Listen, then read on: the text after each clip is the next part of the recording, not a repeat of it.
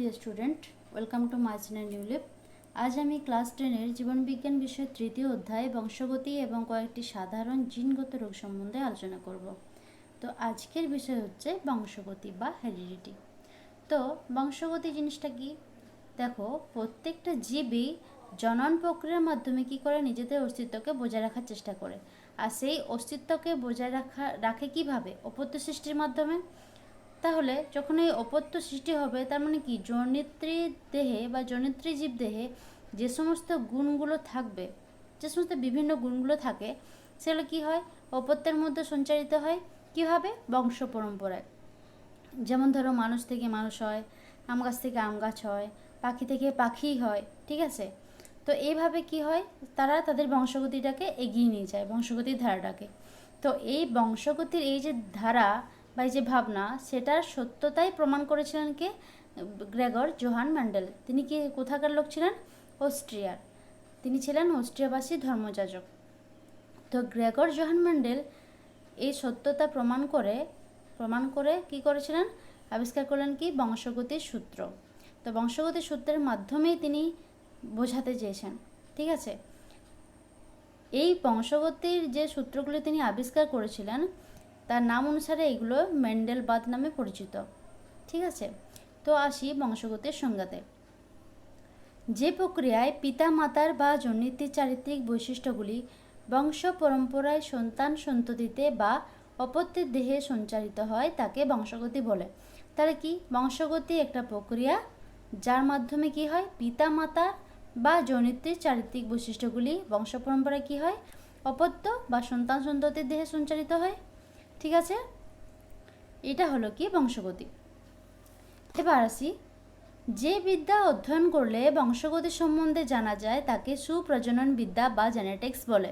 তাহলে কি হয়? যে বিদ্যা সম্বন্ধে পড়াশোনা করা হয় বা অধ্যয়ন করা হয়, আর তার থেকে কি হয়? বংশগতি সম্বন্ধে জানা যায়, তাকে বলা হয় কি? সুপ্রজনন বিদ্যা বা জেনেটিক্স, ঠিক আছে? এই জেনেটিক্সের জনক হলেন গ্রেগর জোহান মেন্ডেল। জেনেটিক্সের জনক গ্রেগর জোহান মেন্ডেল। জেনেটিক্সের তথ্যাবলী মেন্ডেলের তত্ত্বের ওপর প্রতিষ্ঠিত হওয়ার জন্য মেন্ডেলকে জেনেটিক্সের জনক বলা হয়। তাহলে কি? এই জেনেটিক্সের যে সমস্ত তথ্যগুলো পাওয়া যায়, সেটা কি? মেন্ডেলের তত্ত্বের ওপর প্রতিষ্ঠিত, সেই জন্য মেন্ডেলকে জেনেটিক্সের জনক বলা হয়। তাহলে বংশগতির জনক কাকে বলা হয়? গ্রেগর জোহান মেন্ডেলকে, ঠিক আছে? এবার আসি বংশগতি সংক্রান্ত কয়েকটা সংজ্ঞা। বংশগতি সম্বন্ধে পড়তে গেলে আমাদের কতগুলো জিনিসকে জানতে হবে, অবশ্যই জানতে হবে। তো প্রথমেই আসি এলিল বা অ্যালিলোফর্ম। সমসংস্থ ক্রোমোজোমের কোনো একটি নির্দিষ্ট বিন্দুতে যে জিনগুলি অবস্থান করে তাদের পরস্পরের এলিল বলে। কি? সমসংস্থ ক্রোমোজোমের কোনো একটা নির্দিষ্ট বিন্দুতে যে জিনগুলো থাকে তাদেরকে কি বলে? পরস্পরের এলিল। যেমন ধরো, মটর গাছের যে লম্বা বৈশিষ্ট্য আছে, সেটা কি? Capital T. আবার যে শঙ্কর লম্বা বলে, সেটা কি? ক্যাপিটাল টি স্মল টি। কিন্তু এটা লম্বার মধ্যেই পড়ছে। এর মধ্যে এই যে ক্যাপিটাল টি স্মল টি আছে, শঙ্কর লম্বা, একে আমি লম্বা বলছি কারণ কি? এর মধ্যে প্রকট গুণটা প্রকাশ পাচ্ছে কার? ক্যাপিটাল টি এর। আর প্রচ্ছন্ন গুণ থাকছে স্মল টি, ঠিক আছে? এদের ক্ষেত্রে যে ক্যাপিটাল টি স্মল টি বা ক্যাপিটাল টি এগুলো হচ্ছে কি? পরস্পর এলিল, ঠিক আছে? এবার আসি 2 নম্বর, প্রকট বৈশিষ্ট্য। দুটি বিপরীত বৈশিষ্ট্য সম্পন্ন জীবের মিলন ঘটলে প্রথম অপত্য বংশে যে বৈশিষ্ট্য প্রকাশ পায় তাকে প্রকট বৈশিষ্ট্য বলে। তার মানে কি? দুটো বিপরীত বৈশিষ্ট্য সম্পন্ন জীবের যদি মিলন ঘটানো হয়, তাহলে প্রথম অপত্য বংশে কি হয়? যে বৈশিষ্ট্যটা প্রকাশ পায়, মানে বাহ্যিকভাবে আমরা দেখতে পাবো, তাকে বলা হয় কি? প্রকট বৈশিষ্ট্য। যেমন মটর গাছের ক্ষেত্রে লম্বা বা দীর্ঘ বৈশিষ্ট্য হচ্ছে প্রকট বৈশিষ্ট্য, ঠিক আছে? প্রকট বৈশিষ্ট্য। এবার আসি প্রচ্ছন্ন বৈশিষ্ট্য। দুটি বিপরীত বৈশিষ্ট্য সম্পন্ন জীবের মিলন ঘটালে প্রথম অপত্য বংশে যে গুণ বা বৈশিষ্ট্যটি অপ্রকাশিত থাকে তাকে প্রচ্ছন্ন বলে, ঠিক আছে? যেমন আমি কি বললাম, এই যে ক্যাপিটাল টি স্মল টি, এখানে ক্যাপিটাল টি স্মল টি হচ্ছে আসলে শঙ্কর লম্বা, কিন্তু এই ক্ষেত্রে এই যে স্মল টিটা কি হচ্ছে? প্রচ্ছন্ন অবস্থা থাকছে, এর বৈশিষ্ট্যটা প্রকাশিত হচ্ছে না, এর জন্য কি বলা হচ্ছে? কি? প্রচ্ছন্ন বৈশিষ্ট্য, ঠিক আছে? এই যে ধরো, যেমন মটর গাছের ক্ষেত্রে বেটের বৈশিষ্ট্য প্রচ্ছন্ন, ঠিক আছে? এবার আসি বিশুদ্ধ বৈশিষ্ট্য। বিশুদ্ধ মানে কি? খাঁটি যেটা। কোনো জীব যদি তার অবিমিশ্র বৈশিষ্ট্যগুলিকে বংশানুক্রমে একইভাবে বজায় রাখে, তখন সেই বৈশিষ্ট্যগুলিকে খাঁটি বা বিশুদ্ধ বৈশিষ্ট্য বলে। কি করে, একটা জীব যদি তার অবিমিশ্র বৈশিষ্ট্যগুলি বংশানুক্রমে একইভাবে বজায় রাখে তখন সেই বৈশিষ্ট্যগুলিকে খাঁটি বা বিশুদ্ধ বৈশিষ্ট্য বলে। ঠিক আছে, এবার আসি সংকর বৈশিষ্ট্য। দুটি খাঁটি বিপরীত বৈশিষ্ট্য সম্পন্ন জীবের মিলনে উৎপন্ন উভয় বৈশিষ্ট্য সম্পন্ন জীবকে সংকর জীব বলে। কি হয়, দুটি খাঁটি বিপরীত বৈশিষ্ট্য সম্পন্ন জীবের মিলন ঘটানো হয়, তার ফলে যে জীবটা সৃষ্টি হয় সে কী করে, দুটো বৈশিষ্ট্য নিয়েই জন্মায়। তো সেই জীবটাকে বলা হয় কি সংকর জীব, যেমন শঙ্কর লম্বা, ক্যাপিটাল টি স্মল টি। এবার আসি জিনোটাইপ। জিনোটাইপ মানে কি, জিনোটাইপ মানে হচ্ছে যেটা জিনগত। ঠিক আছে, তো দেখো, জীবের জিন ঘটিত বৈশিষ্ট্যকে জিনোটাইপ বলে।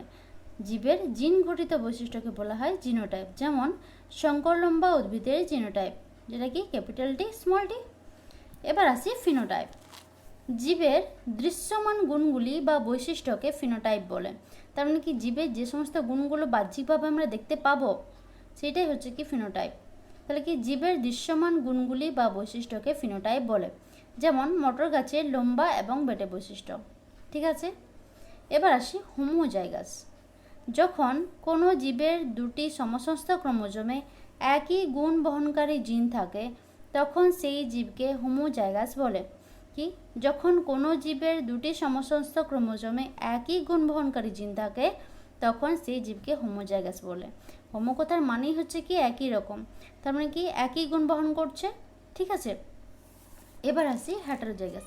হেটারোজাইগাস মানে কি, এখানে হচ্ছে দুটো বিপরীত ধর্মী হবে, বিপরীত গুণ বহনকারী জিন থাকবে। ঠিক আছে, তো দেখি, যখন কোনো জীবের দুটি সমসংস্থ ক্রোমোজোমের একই লোকাসে দুটি বিপরীত গুণ বহনকারী জিন থাকে তখন সেই জীবকে হেটারোজাইগাস বলে। কি হয়, যখন কোনো জীবের দুটি সমসংস্থ ক্রোমোজোমের একই লোকাসে দুটি বিপরীত গুণবাহী জিন থাকবে তখন সেই জীবকে বলা হয় কি হেটারোজাইগাস। ক্লিয়ার? এবার আসি মেন্ডেলের একসঙ্কর জনন পরীক্ষা। ঠিক আছে, মেন্ডেলস experiment of monohybrid cross. Mendel তার পরীক্ষার জন্য বিশুদ্ধ লম্বা বা ক্যাপিটাল টি এবং বিশুদ্ধ বেটে স্মল টি গুণসম্পন্ন মটর গাছ নির্বাচন করেন। ঠিক আছে, তাহলে মেন্ডেল কী করেছিলেন, মটর গাছ নিয়েছিলেন, সেখানে কী করলেন, একটি বিশুদ্ধ লম্বা মটর গাছ নিলেন আর একটি বিশুদ্ধ বেটে মটর গাছ নিলেন। এরপর তিনি তার নির্বাচিত লম্বা গাছের পরাগধানী থেকে পরিণত রেণু সংগ্রহ করে বেটে গাছের গর্ভমুণ্ডে ছড়িয়ে দিয়ে সংকরায়ন ঘটান।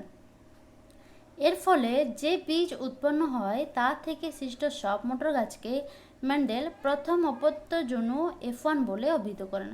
তাহলে কি, তিনি যে মটর গাছগুলো নির্বাচন করেছিলেন তার লম্বা পরাগধানী থেকে রেণু সংগ্রহ করে কী করলেন, বেটে গাছের গর্ভমুণ্ডে ছড়িয়ে দিয়েছিলেন, দিয়ে সংকরায়ন ঘটিয়েছিলেন। এর ফলে যে বীজগুলো উৎপন্ন হলো তাতে তিনি দেখলেন যে প্রথম অপত্য বংশে যতগুলো অপত্য সৃষ্টি হলো, মটর গাছ সৃষ্টি হলো, সেগুলো সবই কি লম্বা। ঠিক আছে, এরপর মেন্ডেল দেখেন F1 বা প্রথম অপত্য জন্য সবকটা মটর গাছ লম্বা। এরপর প্রথম জনুর গাছগুলির মধ্যে স্বপরাগযোগ ঘটান। কী করলেন, প্রথম জনুতে যে গাছগুলো উৎপন্ন হয়েছিল সেগুলোর মধ্যে স্বপরাগযোগ ঘটালেন। দ্বিতীয় অপত্য জনুতে দেখা যায় সমস্ত উদ্ভিদে 3 ভাগ লম্বা এবং 1 ভাগ বেটে। ঠিক আছে, তাহলে কি হলো, 3 ভাগ লম্বা মটর গাছ উৎপন্ন হলো আর 1 ভাগ বেটে মটর গাছ উৎপন্ন হলো। ঠিক আছে, তাহলে এদের ফিনোটাইপ কি হলো, ফিনোটাইপিক অনুপাত হলো 3:1। ক্লিয়ার? তাহলে 3 ভাগ লম্বা আর 1 ভাগ বেটে মটর গাছ সৃষ্টি হলো। তাই বাইরে থেকে দেখে কি বোঝা যাচ্ছে যে 3 ভাগ লম্বা উৎপন্ন হয়েছে আর 1 ভাগ বেটে, তাই ফিনোটাইপিক অনুপাত কত, 3:1। আর জিনোটাইপিক অনুপাত কত, 1:2:1। ঠিক আছে, এই পরীক্ষা দ্বারা প্রমাণিত হয় পিতামাতার গুণাবলী F1 জনুতে সঞ্চারিত হলেও পরে গ্যামেট উৎপাদনের সময় তা পৃথক হয়ে যায়। তাহলে এই পরীক্ষা দ্বারা কী প্রমাণিত হয়, যে পিতামাতার যে গুণগুলো সেগুলো F1 জনুতে সঞ্চারিত হলেও যখন গ্যামেট উৎপাদন হয় তখন তারা পরস্পর থেকে পৃথক হয়ে যায়। ঠিক আছে, এবার চেকার বোর্ডের মাধ্যমে দেখি। তো দেখো, এটা বিশুদ্ধ মটর গাছ, বিশুদ্ধ লম্বা মটর গাছ, এটা বিশুদ্ধ বেটে মটর গাছ। তাহলে এটা ধরলাম কি ক্যাপিটাল টি, আর এটা capital T, sorry small tea. ঠিক আছে, তো এটা হচ্ছে কি প্যারেন্টাল জন্য, পি জন্য, ঠিক আছে, বা জনিতের জন্য। তো এর থেকে কি গ্যামেট উৎপন্ন হবে? ক্যাপিটাল টি, এর থেকে গ্যামেট উৎপন্ন হবে স্মল টি। তাহলে এইটা হচ্ছে কি গ্যামেট J1। ঠিক আছে, এবার এদের মধ্যে যখন সংকরায়ন ঘটানো হলো তখন উৎপন্ন হলো কি ক্যাপিটাল টি স্মল টি। তাহলে এইটা কি, এটা হচ্ছে F1 জন্য। এখানে দেখা যাচ্ছে সবগুলো কি লম্বা উৎপন্ন হয়েছে। ঠিক আছে, এবার থেকে এটা থেকে কি গ্যামেট উৎপন্ন হবে? এটার থেকে আবার দুটো গ্যামেট উৎপন্ন হবে, কি ক্যাপিটাল টি স্মল টি। তাহলে এটা কি হলো G2 গ্যামেট।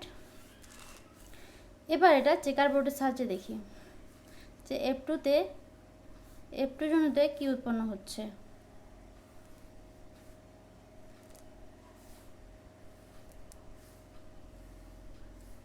তো দেখো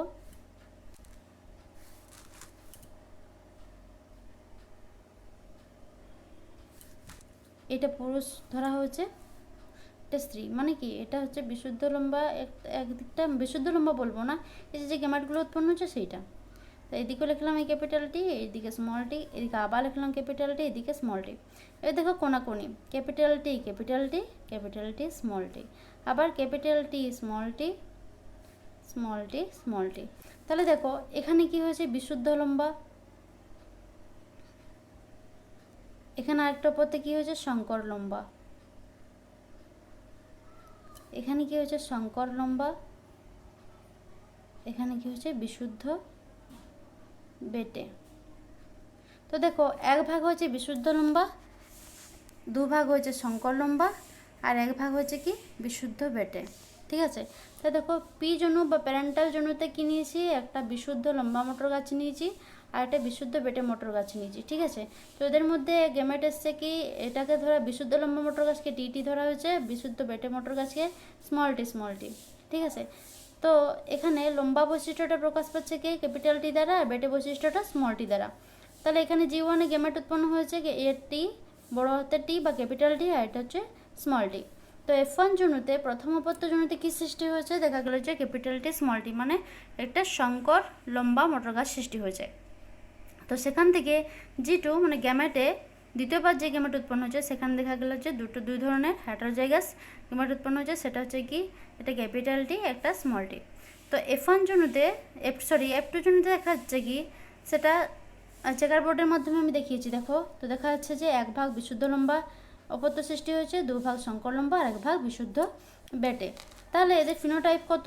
তাহলে ফিনোটাইপ মানে কি, ফিনোটাইপ মানে হচ্ছে যেটা বাইরের থেকে দেখে বুঝতে পারবো। দেখো এখানে কিন্তু এটাকে আমি বেটে বলতে পারি না, এটাকে কিন্তু লম্বায় ধরতে হবে। ঠিক আছে, তাহলে দেখা যাচ্ছে 1 2 3, তাহলে ফিনোটাইপ হচ্ছে 3:1, কারণ একটা বিশুদ্ধ বেটে।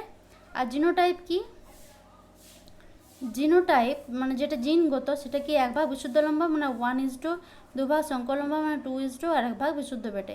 তাহলে ফিনোটাইপ কত হলো 3:1, আর জিনোটাইপ হলো 1:2:1। তাহলে এই হলো মেন্ডেলের একসংখ্যক জননের পরীক্ষার চেকার বোর্ড। ঠিক আছে, তো পি মানে হচ্ছে প্যারেন্টাল জনু, G1 মানে হচ্ছে কি গ্যামেট, প্রথম যে গ্যামেট উৎপন্ন হয়েছিল গ্যামেট, F1 মানে কি প্রথম অপত্য জনু, G2 মানে দ্বিতীয়বার যে গ্যামেট উৎপন্ন হয়েছে, আর F2 মানে কি দ্বিতীয় অপত্য জনু। ঠিক আছে, তাহলে দ্বিতীয় অপত্য জনুতে দেখা গেল কি এক ভাগ বিশুদ্ধ লম্বা, দু ভাগ সংকর লম্বা আর এক ভাগ বিশুদ্ধ বেটে। ঠিক আছে, বুঝতে পেরেছো তোমরা? এবার আসি ম্যান্ডেলের একসংখ্যক জনন পরীক্ষা থেকে প্রকট ও প্রচ্ছন্ন গুণের ব্যাখ্যা। ঠিক আছে, তো ম্যান্ডেলের পরীক্ষায় প্রথম অপত্য জনুতে সমস্ত গাছ লম্বা হয়, সেটা আমরা দেখলাম চেকার বোর্ডের মাধ্যমে। এবার মটর গাছে প্রকাশিত লম্বা গুণের নাম দিলেন তিনি প্রকট বৈশিষ্ট্য, আর যে বৈশিষ্ট্যটা প্রকাশিত হলো না, যেটা অপ্রকাশিত রইল, সেটা হয়ে গেলো কি বেটে গুণ। তাহলে সেটার নাম দিলেন কি প্রচ্ছন্ন বৈশিষ্ট্য। তার ম্যান্ডেল কী করলেন, তার প্রথম অপত্য জনুতে যে সমস্ত গাছগুলো উৎপন্ন হলো সেগুলো দেখলেন যে সবই লম্বা হয়েছে। তারপর মটর গাছে যে সমস্ত গুণগুলো প্রকাশ পেল, যে প্রকাশিত লম্বা গুণটা প্রকাশ পেল, তাকে দিয়ে নাম দিলেন কি প্রকট বৈশিষ্ট্য। যেগুলো প্রকাশিত হলো না সেটার নাম দিলেন কি বেটে বৈশিষ্ট্য। ক্লিয়ার?